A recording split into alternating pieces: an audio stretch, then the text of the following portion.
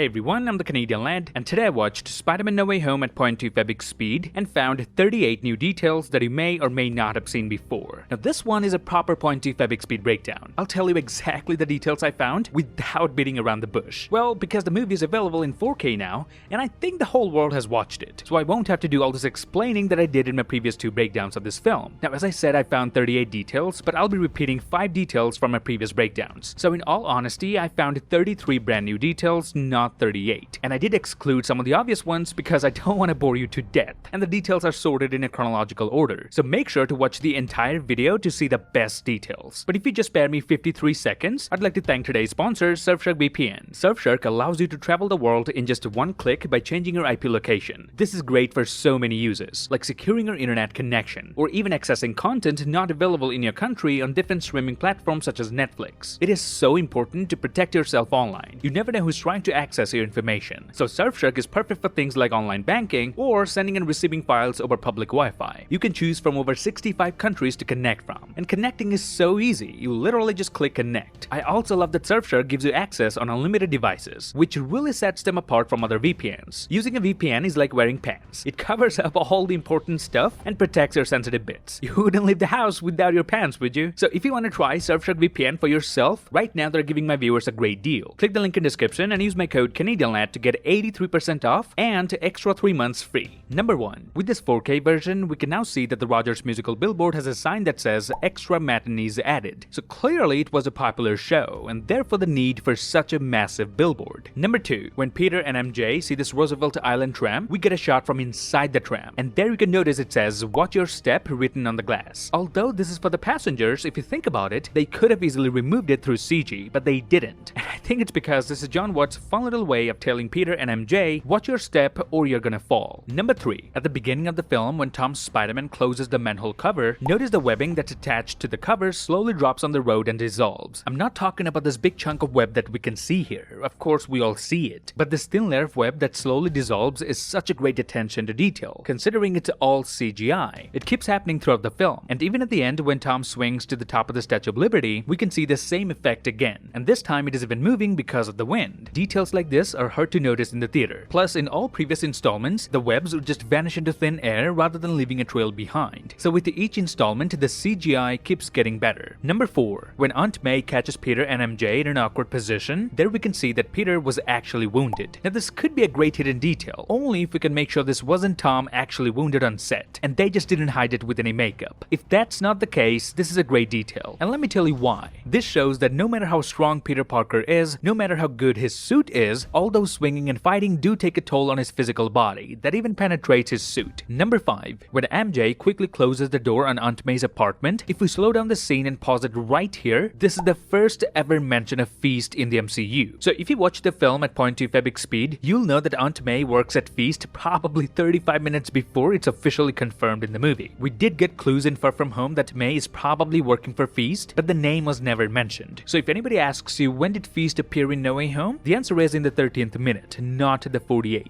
Number 6. Now this one is a very sweet little detail. The props department actually used a real-life picture of baby Tom Holland while setting up the living room. Number 7. If you notice the table in this room, it has a lot of used tissues, implying before Happy was at the door saying goodbye to Aunt May, he was actually in the living room crying over their breakup. Or maybe Aunt May is just too messy, I mean, who knows. Number 8. Now there's a lot to break down in this shot, because apparently J. Jonah Jameson has a lot of old newspaper clippings plastered all over his wall. But if you notice very carefully, he has a lot of Iron Man related headlines on his wall too. For example, this one says Tony Stark is Iron Man, so this is probably from the year 2008. Then there's another one mentioning the Mandarin along with Iron Man's photo on the cover, and just beside it there's another magazine with the cover Iron Man Lost. Then there's a poster which is half Iron Man and half Spider-Man's face. Now as far as Spider-Man is concerned, J. Jonah Jameson has been reporting on him since quite some time now. He has a newspaper from the day Spider-Man was first spotted on the streets to the day when Spider-Man first joined the Avengers. He even has a physical copy of the Webster's Dictionary, not the Oxford one. I mean, that makes total sense considering how much he despises one particular web star. And as I had pointed out earlier, J. Jonah Jameson didn't just start selling supplements after he made it big. He used to sell supplements even when he used to work from his basement studio. And it seems as though there's one more magazine with the headline that says MJ and Liz will never be friends again. Number 9. When Tom Spider-Man gets paint thrown at him, there's a graffiti in the background with the word Ramos. This is a clear reference to Humberto Ramos, a Mexican artist who worked on Marvel Comics like the Amazing Spider-Man series. Number 10. In this scene where Peter and Aunt May are watching the news on TV, in the trailer we were made to believe they're watching the Daily Bugle, but in the movie it has now been replaced and shows footage of the government seizing properties of Stark Industry. Number 11. This DODC officer suggests Aunt May to lawyer up and questions her integrity as she not only endangered Peter but also encouraged it. Pay attention to his words. Child endangerment's a nasty rap. A boy was entrusted to you, and as his legal guardian, essentially his mother, you not only allowed him to endanger himself, but you actually encouraged it. This is actually foreshadowing the plot of the film. When all the villains get stuck here and Peter is ready to send them home, it's Aunt May who stops him and tells him to fix them first. Sending them home, that's the best thing that we can do for them. For them or for yourself?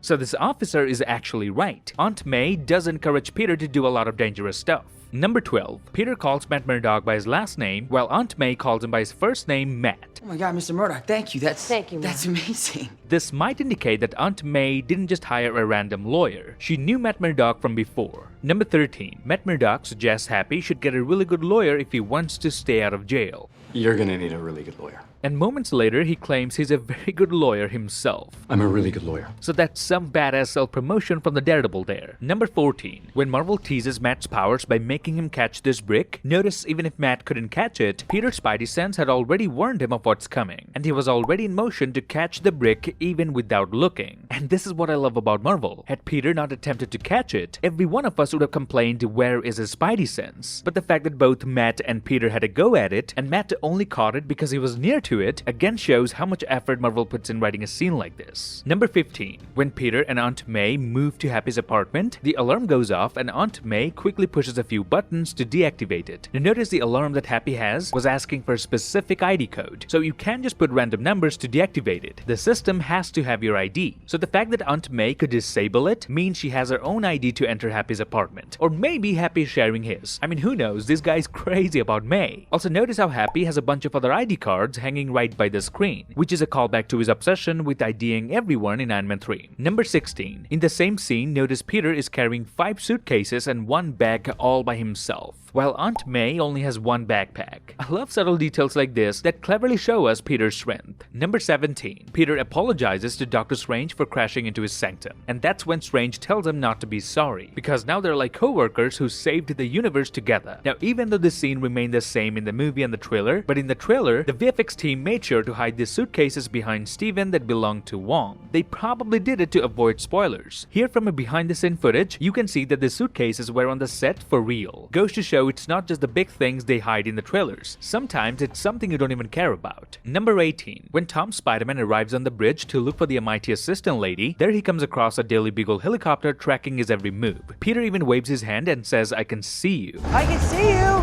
But moments later, when Peter is going through all the cars, he stops near this car where this girl is watching something on her iPad, and her sibling seems like a fan of Spider-Man. Now notice what this young lady was watching. That's right, the same clip of Tom Spider-Man waving to the helicopter. So even though there's a bit of delay, but it's safe to assume that Daily Bugle is essentially broadcasting live each and every move of Tom's Spider-Man. And it's kind of funny that this girl was watching the Daily Bugle reporting on Spider-Man without realizing she's also present in the exact same location. Number 19. Now Peter arrived on this bridge wearing his Iron Spider suit. Notice how his wings basically dissolve into his body as he makes his landing. Not only that, his entire suit actually dissolves into the small device. So now Peter can wear whatever he wants inside his nanosuit, because this suit has the ability to overlap with anything. Notice when he still had the nanosuit on, his shadow matched his suit. Precisely the shape of his head I'm talking about here. But then when he disables the armor, his shadow changes as well, and reflects his current attire, which is a formal everyday suit. I mean, the attention to detail in this film is baffling. They even CGI Tom's shadow that automatically increases the authenticity of the film. And I like how this girl was initially intimidated seeing Tom Holland, but then unbuckles her seatbelt in excitement realizing it's Peter Parker. Number 20. When Tom's Peter disables Doc Ock's arms and takes control over, notice how he opens up the profile of the tentacles, which shows up on screen as red, but then overrides it with his profile, which then turns into blue. I love how these small blink and miss scenes are almost always accurate. Props to the VFX team for such attention to detail. And notice when Doc Ock tries to grab Peter Parker Parker, the tentacle in the background lifting the car up also moves a little bit. I mean, everything is coordinated so perfectly that you won't even realize the whole background is CG. Number 21. Some YouTubers might tell you that Tom's Peter was wearing his Iron Spider suit in this scene, which retracted itself before he landed. But I can tell you that's not true. Peter was not wearing any suit here. Let me prove it to you. Notice whenever Peter would put on the Iron Spider suit over his regular clothes, it makes his clothes all wrinkly and messy. So the fact that his outfit was perfectly fine here indicates Peter was swinging out in the open without his suit. Number 22. After Peter takes everyone to Happy's condo, we can see Electro turning the TV on with his electric bolt. Notice on the television, there were updates regarding the Statue of Liberty getting renovated with Captain America's shield. And just like me, the majority of New Yorkers do not approve of this renovation. Number 23. Now at this point, we all know the color red means the tentacles are controlling Doc Ock. Blue means Peter is controlling the tentacles, and white means Doc Ock is in control. And notice as soon as Peter restores Doc Ock's powers, the tentacles on this holographic screen immediately turn blue to white. Had they made no changes in this small holographic image, I'm pretty sure none of us would have complained. But they still made sure to keep it accurate with the rest of the movie. Number 24. Notice the Stark Fabricator appears to have names of C. Connors or Curtis Connors aka the Lizard, Max Dillon aka Electro, and Norman Osborn aka the Green Goblin. So even in such a short time, Peter manages to make different profiles for different individuals. It's nice to see him being extremely careful while trying to make something that will return these villains to their previous forms. Peter definitely didn't take any of these cures lightly. He didn't want to mess it up. And notice a very important detail here. Out of all these cures, only Electro's cure was 100% complete. Dr. Connors and Norman Osborn's cure were still work in progress. That's why later in the film, when Aunt May injects the cure into Green Goblin, it doesn't work, because the serum wasn't ready yet. Number 25. When Peter attaches a device on Max Dillon's chest in order to cure him, he says, Can I ask you a question? Sure.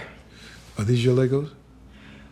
Now these were the Lego pieces from the Death Star that Dummy had previously messed up. But here's an incredible detail that I just noticed. The Legos over here aren't just there for random reasons. Peter later uses a Lego piece to create Electro's cure. This again aligns perfectly with the comics, where Peter Parker always comes up with the most DIY solutions. Number 26. Notice when Peter's Spidey sense got triggered, on the left side of the screen, we can see the Stark Expo model from Iron Man 2 leaning against the wall. This is the same model that helped Tony come up with the new element, which essentially saved his life and eventually the universe. Now, a lot of other creators shared this detail after the HD version came out, but you know who caught it first to write from the theater. Number 27. Now we all cheered when this epic scene came on screen where Green Goblin smashes Peter through a window, but Peter fires a web and pulls himself back inside, only to be flung through another window out onto the balcony. Now here's a detail that I didn't notice before. This scene was entirely computer generated, so whatever you see here isn't real, including the web. But the next scene where the Goblin throws Peter onto the balcony was filmed on set. But notice the web is still attached to the Goblin's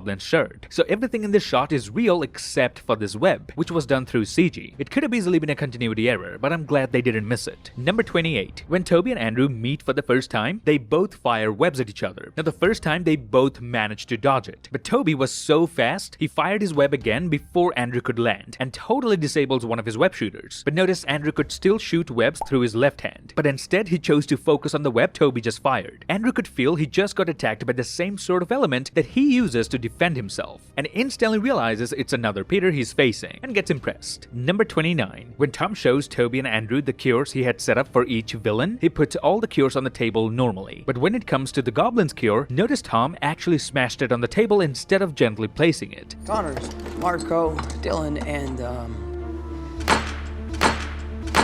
This is what catches Toby's attention. Not only did Tom choose to avoid talking about the Goblin, but he also smashed his cure on the table. And that's when Toby picks it up, realizing that Tom has different plans for the Goblin. Number 30. Notice when Toby shows off his organic web shooters, he still has the same scar that we've seen in Sam Raimi's Spider-Man 1. Now Marvel and Sony have actually planned this. This is not just a CGI detail, it was on the script. Notice how Toby was the only one who removed his gloves, but Andrew didn't. It's because in the next scene, Toby had to show off his organic web shooters. So it's fair to assume that it was on the script that Toby would take off his gloves and we'd be able to see this scar. Number 31. During the final fight, Electro had reached the peak of his power, as he now had an arc reactor. He could teleport from one place to another in a matter of seconds. Now at 0.2 Febix speed, you'll notice that even though this rebranded Electro is not blue, but whenever he travels from point A to point B, he becomes pure energy and turns blue. Number 32. In the scene where all three Spider-Men swing together, notice Toby is the only one who fires his web from both of his wrists, while Tom and Andrew try their best to use the least amount of webs while swinging. This makes sense as Toby doesn't have to worry about refilling his web shooters, so another great attention to detail there. Number 33. Notice when all three Spider-Men swing together in this iconic shot, Tom actually turns towards them and fires his web from both of his hands that both Toby and Andrew catch respectively. So for the first time ever, Toby and Andrew were swinging with a web that isn't their own, and Tom pulls off a similar move like Steve Rogers to give more momentum to his other Spider Brothers. Number 34. While Andrew was getting pinned down by Electro's surging energy, not only did his suit get overheated, but notice the lenses of his mask also got torn apart. Number 35. When Doc Ock comes to the rescue and saves both Toby and Andrew from Electro, notice how smoke-like vapor was coming off of both Toby and Andrew's suits, but Andrew's suit already has what it takes to resist Electro's attack, so his suit was quickly able to bring down the heat. Therefore, the smoke went away quickly, but Toby's suit was yet to recover, as we can see a steam vapor is still coming off of him, so his suit was still overheated from all those electric bolts. Number 36. In the scene where Tom tries to warn Doctor Strange that something is off with the magical box, notice Toby was standing shocked. Tom tried to warn Steven, but Andrew was the one who tried to make a move to try and save Strange. But one thing that bugs me though is that Toby and Andrew were so close to the explosion that too, without their masks, kinda downplays on how strong the pumpkin bombs are. Number 37. Now we don't talk about this scene much, but I think it deserves at least some discussion. I'm talking about this scene where Toby fires his web and saves Dr. Connors from plunging to his death. And can I also mention how Dr. Octavius saves Max Dillon in the same scene as well. Number 38. During the end credits when it shows Zendaya, notice it also has the words from Peter's letter that he never gave her. It says, "Dear MJ, you don't know me," so this is going to sound pretty crazy, but the truth is, Peter has actually crossed out this line. But then he continued, "But actually you do know me," and there's a sketch of Peter right by it, which was made by MJ in Homecoming. Now here's a detail that might be hinting towards where the story goes next. Notice it has a sketch of MJ thinking, who is Peter Parker? So the subtle detail during the credits indicates this unfinished conversation at the end of the movie did make an impact on MJ. She did wonder afterwards who this weirdo was, giving me his full name just to order a simple coffee. So if this means anything, that's not the end for MJ and Peter. And as a bonus detail, if you hang long enough, you'll again get to see the pointing meme during the credits. And that's it. This would be my actual proper breakdown of Spider-Man No Way Home at 0.2 Febic speed. I hope I was able to give you lads a few new details that nobody else did. Let me know your thoughts and comment below your favorite detail from the movie. Now please give me a thumbs up, grab the subscribe button, and turn notifications on if you haven't already. Follow me on Instagram and Twitter to get updates about my videos. Till then, I'll see you lads in the next one.